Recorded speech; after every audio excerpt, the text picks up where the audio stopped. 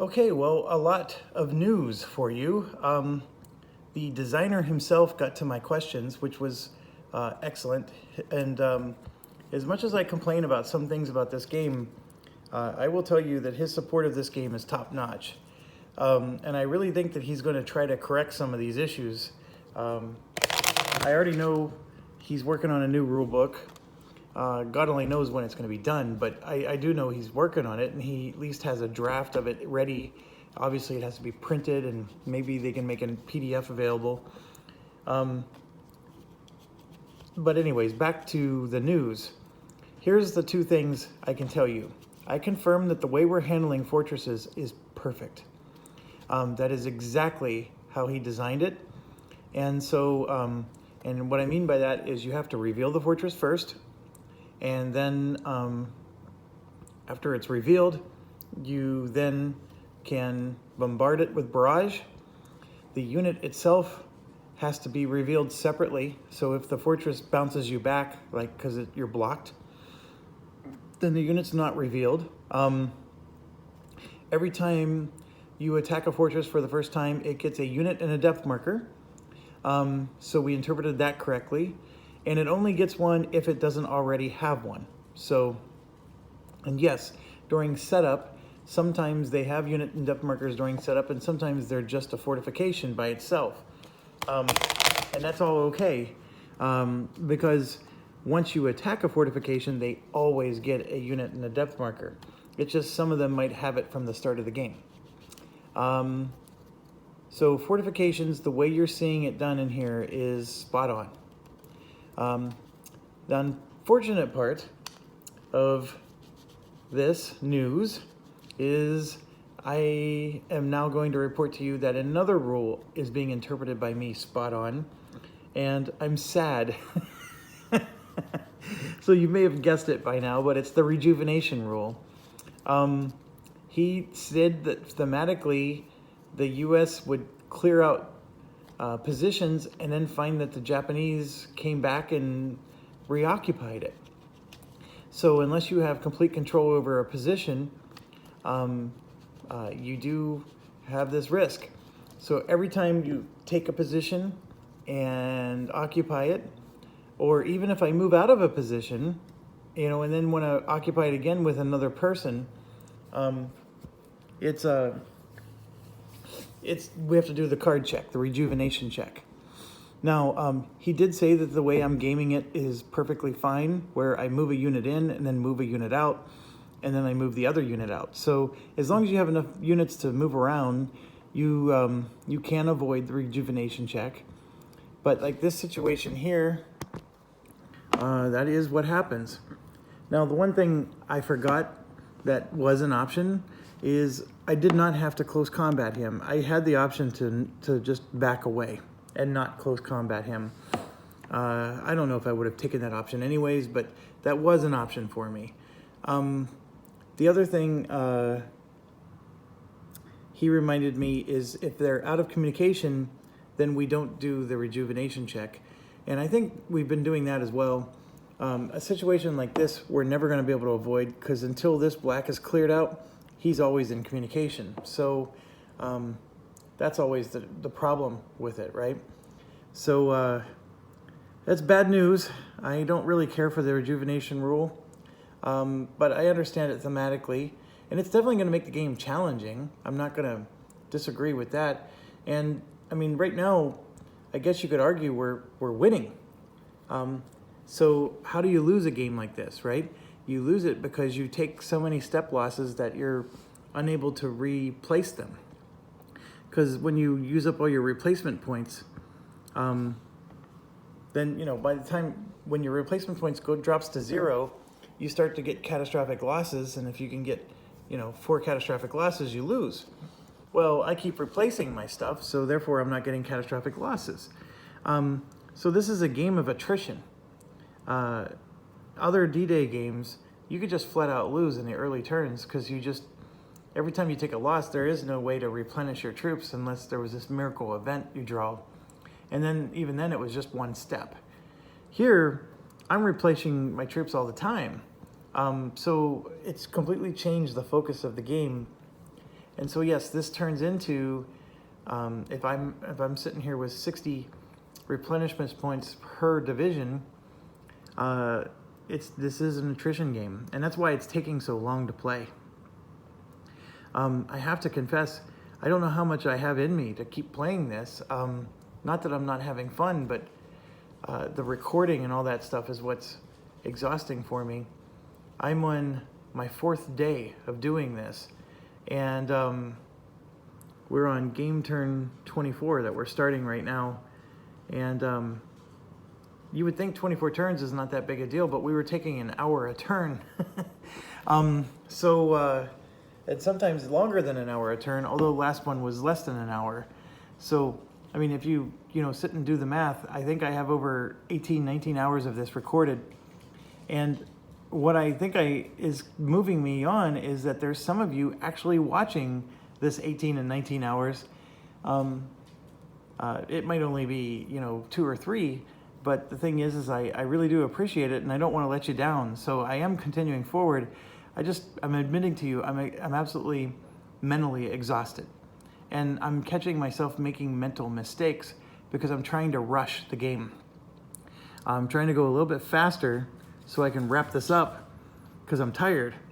And in doing so, I'm forgetting things, I'm not doing things, I'm not thinking things through. So anyways, that's where I'm at now. I think, for the most part, if you'll bear with me here, that if I can take this and that up there, I hope you'll be okay with me accepting that this is a victory. Unless I'm running out of game turns, I don't see Sector 4 being an issue. Obviously, there's a black zone in Sector 4, and this Hill 362 has a really long line of fire going in this direction. So if you come up from behind, it's probably a little bit easier. But this Hill 382, nothing's going to top this. This is probably as hard or harder than Servachi. So anyways, that's my thoughts. I guess we could always catastrophically lose the game anywhere at any point. But I'm not sure I have it in me to go all the way into Sector 4 at this point. This alone is already exhausting me. But if I, set a goal to teach you or show you how this game plays, I hope I've accomplished that. I know the first 7 game turns, I would admit I wasn't my finest hour in terms of understanding all the rules perfectly. But by game turn 7, I think we had this solid. The rejuvenation rule, I don't think we figured out until game turn like 15 or something like that. So that was a little bit later, and I'm sort of glad we didn't know about that at first. But anyways, I'm going to stop my rambling, and let's move on. Our HQs, I'll move up. Now, you can see here I have 4 HQs that are moving around and haven't been established, and those are the 4th and 5th Division HQs. There's no replenishment points to give out because nobody in the reserves are actually injured at this point. And we are in the midday. No, we're at the PM. I'm sorry, this is PM, turn 24. So that means I can get my tanks out, and I'm going to. So now we're cooking. So I have to find somewhere that's not in field of fire. So bear with me here. I'm looking at this one and wondering if that's clear. It's not. How about this one? No, this one is. How about this one?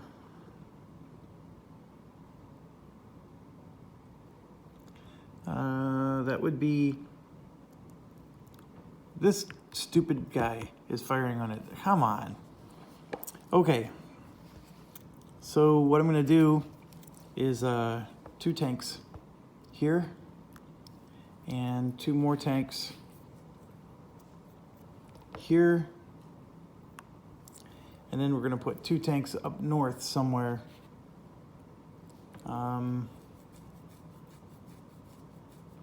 I think it's definitely safe to go here. Let me check. it is not, but it is safe to go here because it's down inside of a bluff. Nope, it's not. I gotta go one more over. There we go. That one's safe. Okay, so those two tanks up there are really gonna be helpful. All of them are, in fact. So the fact that we got those a little late is better than nothing. And let's get this show on the road. We used all of our airstrikes last time. So now we got to draw an event. And it's Japanese reinforcement. So I'm assuming we just grab a reinforcement and put it somewhere, but nearest vacant position adjacent to a U.S. unit. So I think I have a candidate. So I'm going to just grab a reinforcement, and I think it meant to say in communication.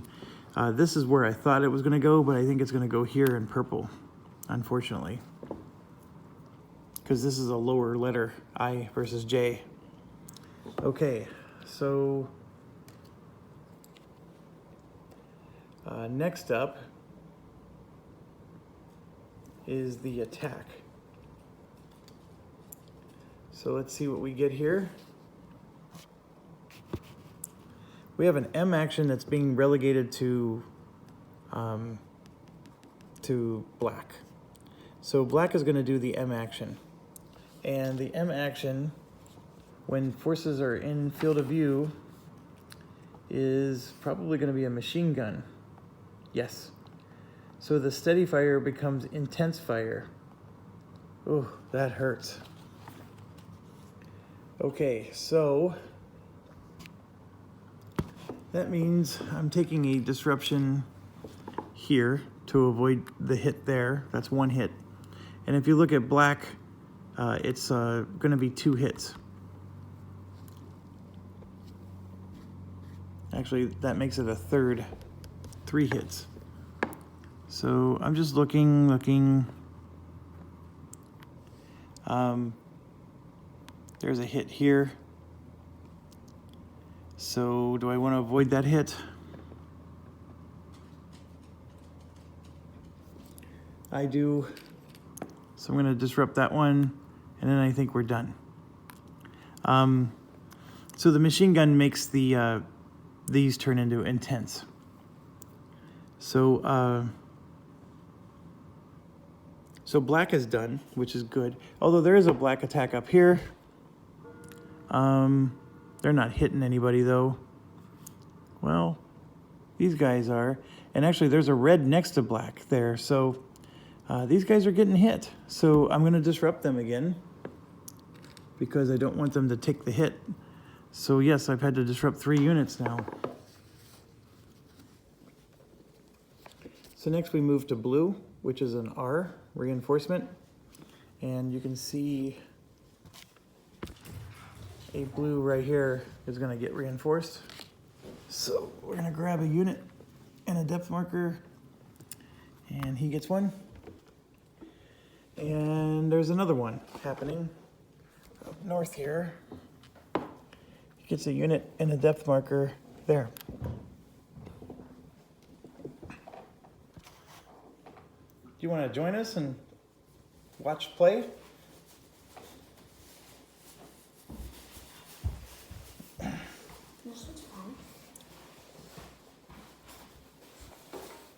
So we're in the middle of the Japanese attack phase. So Japanese are attacking us, and I'm resolving the attack actions. So we just did red and blue, and now we're doing brown.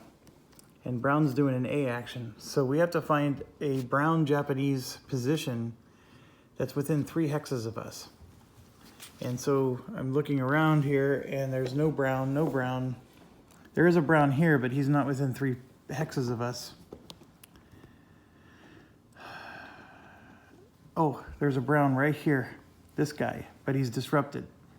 So since he's disrupted, what happens is he just loses his disruption marker. And so he's no longer disrupted. All right, so that's the Japanese action phase. So then we have to draw an event. And the event is naval gunfire. That's a really good event, because what that means is we get another naval artillery. So now it's our turn, and first thing we have to decide is if we're going to do airstrikes or naval artillery. So we're going to do naval artillery. I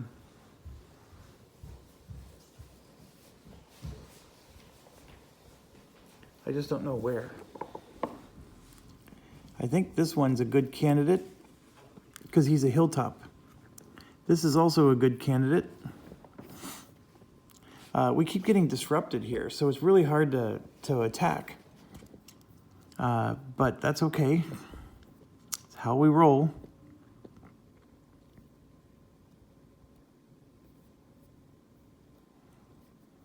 I'm at 3 naval artillery, so I have to use 1 or I'm going to lose it because I can only save 2. So I have to use a minimum of 1. So I'm trying to decide where the best spot is, and to be quite honest, this one's probably as good a spot as any, just because it's near black, and that's a problem. I would love to do it on black, but I think, yeah, he's not revealed yet, so I can't do it yet. So yes, I'm going to do it on this purple one. And we do have a purple and a triangle.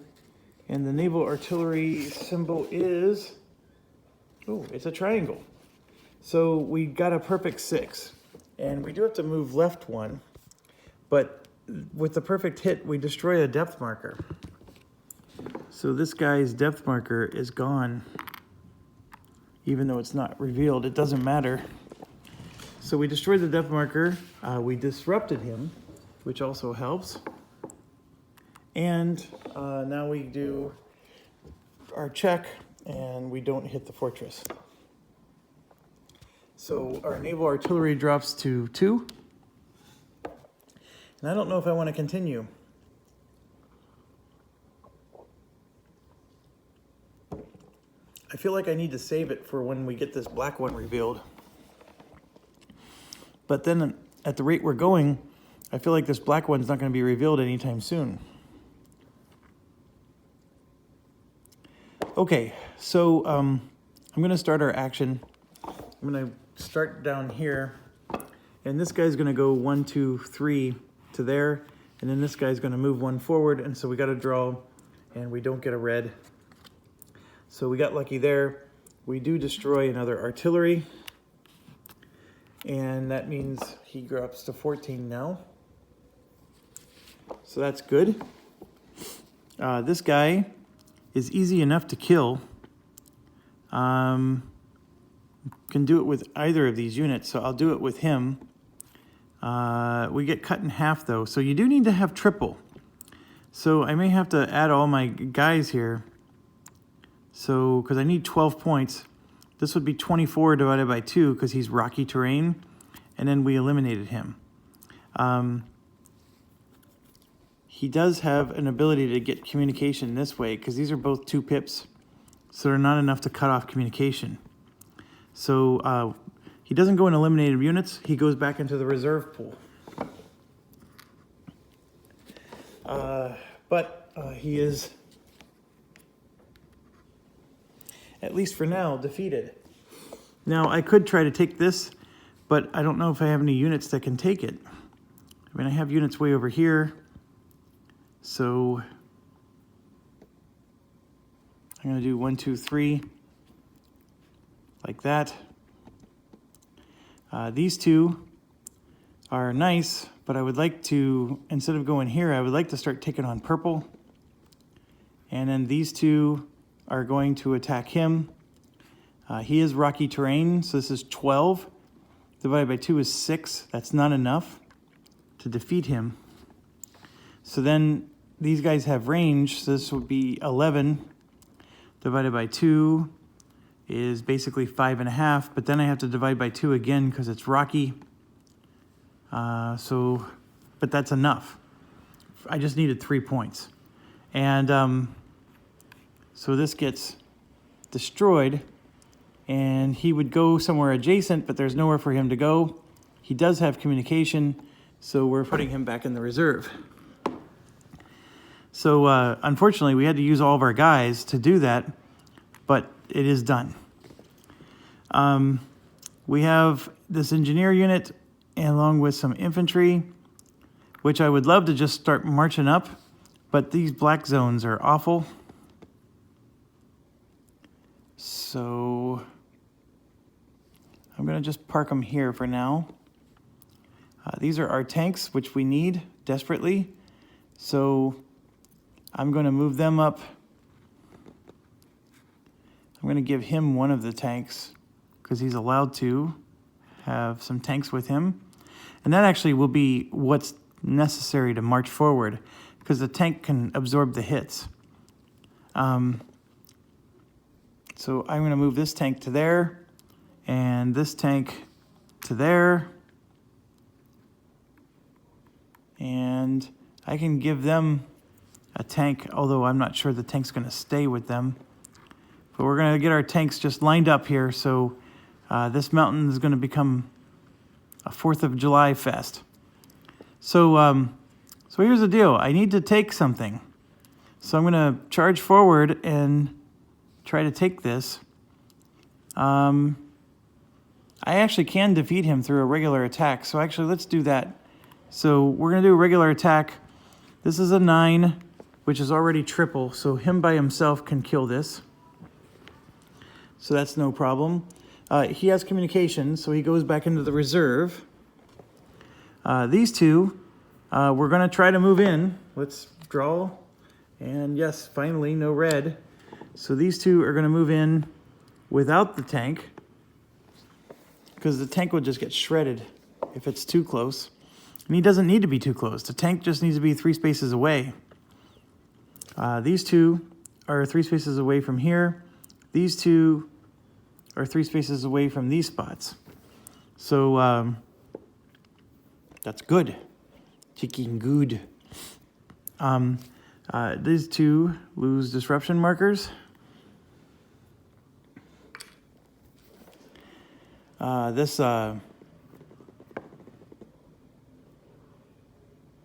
It's really funny because this guy's revealed, so we can artillery him, which I am going to do that. I have 4th Division nearby. I'm going to artillery him to at least disrupt the unit, but I can't. The fortress is not revealed, so the artillery is a diamond, so we don't match that, but the red matches. And at a 3 strength red, if we match the color, it disrupts.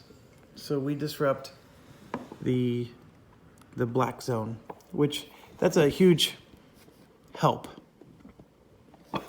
Now moving on up to the east side, this one loses his disruption marker.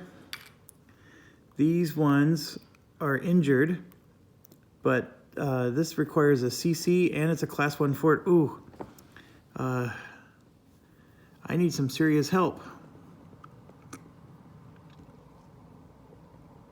This is a 4th Division unit, so we can take 3 more from the 4th Division and barrage it.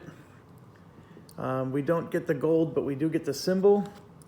The symbol is enough to disrupt him, and since he's gold, disrupting him is good enough. So he has 3 strength. He's on a hill, and this fort's going to triple him.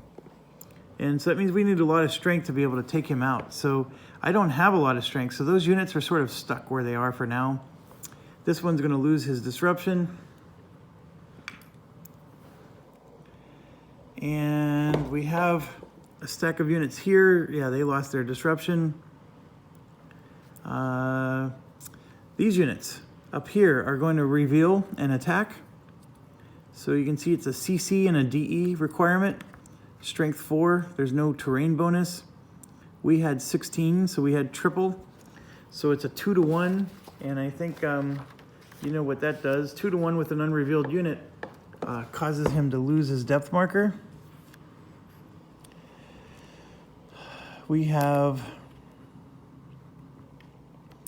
These units are definitely able to play. So I am going to move them up. Same with these units, 1, 2, 3. And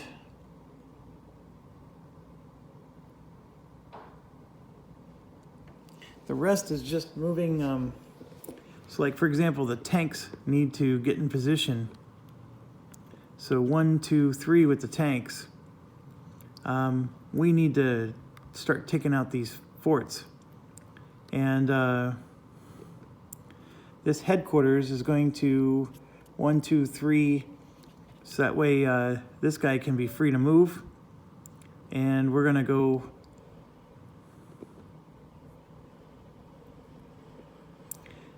this is an interesting conundrum.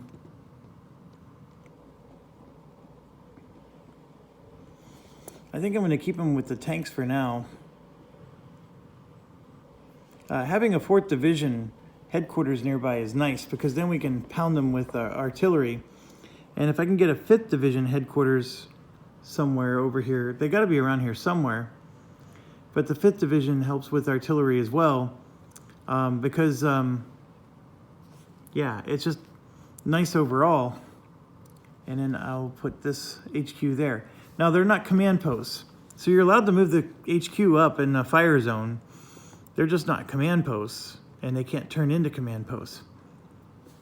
Okay. The north is nice and cleared up. One thing that, so like this command post here is getting long in the tooth, and I think we need to move him up to at least there. He's all the way up to 4 range right now. And so, yeah, it's always a tough decision on knowing when to move. This one is a 5th Division HQ, and I will move him to there. And I'm going to move 5th Division up. Now we have all these units down here that are available to help out, but they also can get clobbered. So I'm going to move these 3 to here, and we're going to take over that tank. This is a nice close combat group if they can get a tank with them. So we're going to move forward to here. And this one, 1, 2, 3. And this one, 1, 2, 3. Where's the other one that has the engineer? I landed 2 engineers with the 3rd Division here. Here's one of them. You can see the engineers on top. Is this the other one? I guess it is. All right, and then this one, 1, 2, 3. Now he's able to move because the HQ's able to take 1 more infantry unit outside of its battalion. All right, I think the issue is I'm dealing with this black, but these 2 hill forts are actually quite formidable by themselves, even though they're not black. Being able to disrupt them, though, is huge. And this one needs to be disrupted. I didn't need, let's see, do I have any artillery left? Because I'm resetting my artillery after this round's over. If I do a 2-strength artillery, I need to match the color. So I will do that. The 3rd Marine Division only has 2 artillery points left. So we got to match the color, which is brown, and we don't. We do match the symbol, but that's not enough. If it was a 3-strength artillery, I could have done that. Oh, you know what? I had 1 point from the 4th Division. Can I combine 2 artillery like that? I think I can. So I had 2 from the 3rd and 1 from the 4th. So I was able to get to 3. So this one's disrupted, and that's what I want. I just don't want him firing on us. So let's get him disrupted, and all of our disruption markers that we can remove have been removed. Okay, so that brings us to the artillery phase, and we have a divide by 9, and they are at 14. I think it's going to be 2 again, but okay, so it's 14 plus 5 is 19. Yep, divided by 9 is 2. So 2 units are getting hit. Nearest to black, it's going to be these 2 right here. Yep, they're nearest to black. So we're going to disrupt him. And we have to disrupt one more. So we'll disrupt him. Although that one hurts because now these guys are going to get raided. So now we got to draw for we're going to draw for this one. And we got a yellow, and then he gets a second one. So he takes a hit. So this HQ unit gets eliminated from the 4th Division. So I'm going to have to repair that one. And that counts as a catastrophic loss.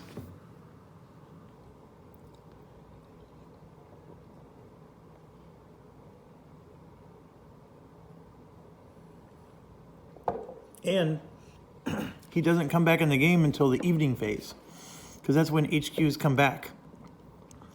Now we're going to do this one. The gold is nearby, the blue is nearby. There's going to be a hit here. And, ooh. We just took a catastrophic loss in the 3rd Marine Division from that raid. Oh, hold on. 1, 2. Nope. What's interesting, if we would have did the raid check, let's say we would have raid checked this one first before he was eliminated. I actually, you know what? It can't be a chain reaction thing. This unit was existing and this unit's here, so he did not get raided. Only that one got raided.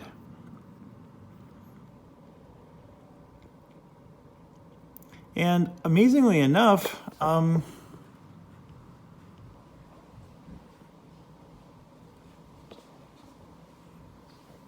we're getting raided here. So I'm going to draw, but there's no Japanese units within 3 spaces, so actually I don't think he does get raided. And that ends our turn. So 32 minutes is way better than an hour, and I think I even rambled for 10 minutes at the beginning of this turn. So the turns are definitely getting quicker. I think it helps we only have 1 front. But thanks for watching. Stay awesome, and we're going to start morning of February 26th. Game turn 25.